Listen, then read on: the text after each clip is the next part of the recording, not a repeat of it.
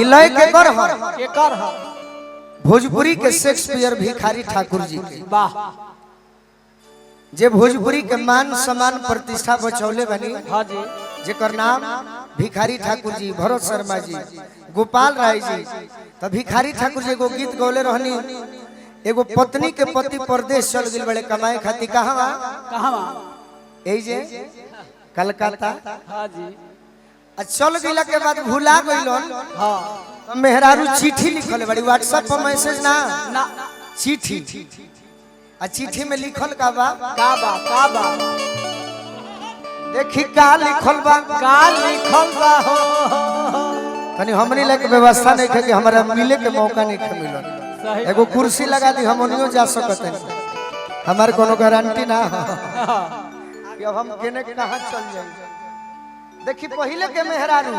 हाँ जी पहले के मेहरारू चिट्ठी लिखे तो कैसे लिखे हो चिट्ठी लिखे। ए भाव से हमारे लड़के लिखे जाने के बस कलाकारी में ही भाव होता। हाँ जी चिट्ठी लिखाए पहले कैसे तनी मनी और लेवल एक और कम रख। अरे हमने के कंप्यूटर वाला आवाज ना हो, मर्दा के आवाज है। हाँ जी हाँ देखी चिट्ठी लिखाए पहले का लिखाए हो तनी रो सब पूछे कि का लिखाए। तनी हाला को के पूछे जे का लिखाए। वो घड़ी लिखाए आरे की गवना करला पिया हो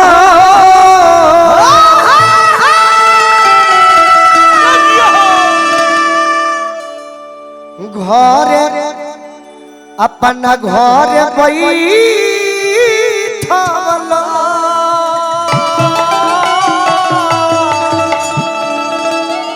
ई भाव छापरा जिला के हतनी मनी कि अपने तो गईला कहवा राजा हो पूर्वी बनी जिया। मेरा चिट्ठी में लिखोस कि तू ही बताओ।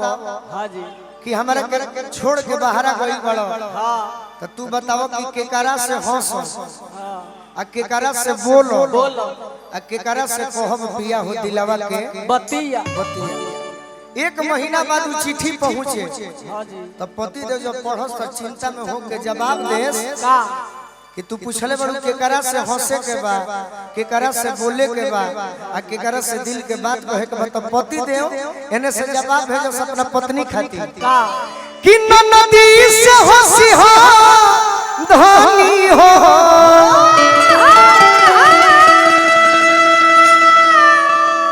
अरे गोतिनी से बोली हो। जब दिल के बात कहे के हुई तो देवरा से कही हो धनी हो अपना दिलवा के बतिया। यही लय पर एगो मेहरारू कहली अपना पियावा के डांट के। ई गाना रउरा सब सुनले बनी। वो पताली बाजी तो मजा आई। कौन गीत अर किया लगवला पिया हो महुआ रे लगवला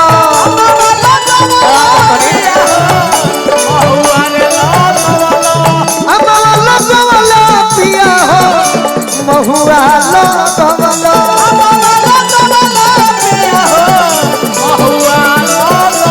तो कहे ना लगवला पिया हो। अरे कहे ना लगवला पिया हो निमिया के गछिया।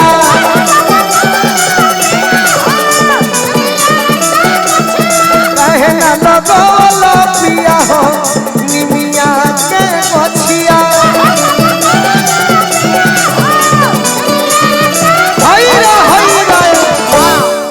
अच्छा मजा आवत रउरा सब के। जब हम स्कूल में पढ़ने जाते हैं तो 15 अगस्त 26 जनवरी में एगो शेर कहल जाला कि दुश्मन को इस कदर मारो कि उसे होश आ जाए। सही बात। दुश्मन को इस कदर मारो कि उसे होश आ जाए। और कलाकारों के लिए इस तरह तालियां बजाइए कि हम कलाकारों में जोश आ जाए। तो कहे ना लगवला पिया हो निमिया के गछिया काहे ना लगवला पिया हो काहे ना लगवला पिया हो हमार माई वही लोग गीत गावेलन उहे बजा दो निमिया के डाढ़ी मैया लागली झूलवा हो की झूली रे झूलेगा निमिया के डाढ़ी मैया लागल झूलवा हो की झूली रे झूलेगा अरे मैया मोरी गावेली किया हो की झूली रे झूलेगा मैया मोरी गावेली किया हो की झूली रे झूलेगा निमिया के बछिया काहे ना लगवला पिया हो निमिया के पति देव पूछलन कि काहे निमिया के गछिया चाहतर हां जी काहे पत्नी कहतरी का कहत कि निमिये हो घरवा माई के अरे निमिये दुआरा हो भावे नाही को बहु इनका पपड़ी पिपारा अच्छा फरक जिला कल है तो हो तरीका हो कैसे कैसे अरे निमिया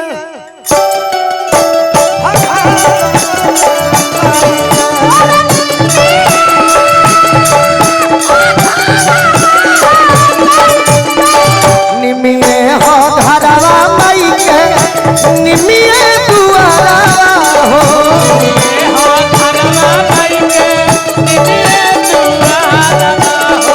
भावे नाही को बहु इनका पपड़ी पिपारा हो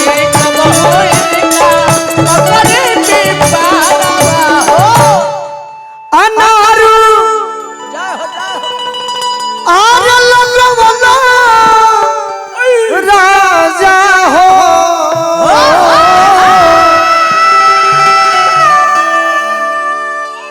और हौल लगवला